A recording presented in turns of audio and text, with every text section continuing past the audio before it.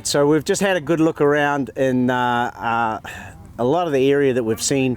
We've come from a winter and a spring that's been very, very wet. We know that that's have a big impact, not only on the root system that's underneath the tree, but what that potentially is going to likely mean forward. So, Lee, what do you think you've seen in your trip as you've been touring around?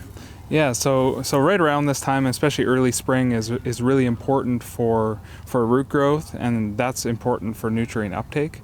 So with the really wet feet, you run the risk of having reduced roots in the soil, reduced root growth, and then poor nutrient uptake into the upper part of the canopy. From a tree growth point of view, some of those crops are likely to drop crop depending on what the variety is and how the pollination and stuff has been as well. So there's some opportunity that there's going to be crops that are a little bit lighter. That'll have some fruit size implications.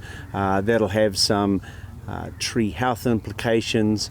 But potentially it's also going to have some implications later on from a sort of a nutrition, calcium, fruit storage point of view. So, All right. So yeah, in addition to the risk of fruit drop and lower crop load, there's also other symptoms that can develop in the tree, including poorly colored leaves, leaves that develop chlorosis, or signs of other nutrient deficiencies, poor vegetative growth, and if there's actually significant loss of roots from the root system, you can end up with trees showing symptoms of drought late in the summer just because they're not able to keep up with the water demand as the temperatures heat up.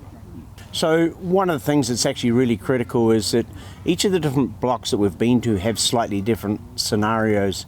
If you pan down the row that we're standing in right now, you'll actually see a scenario where this area here is quite wet, and this is a scenario where it's likely you're going to get a little bit more drop in those sort of bits. So not only is it generalist that we are getting wet areas, but it's not specific to each block and not even specific areas within blocks. So one of the things we have been carrying a lot of information across is about targeting variability within blocks and making sure that we're actually trying to look at each different part of the orchard.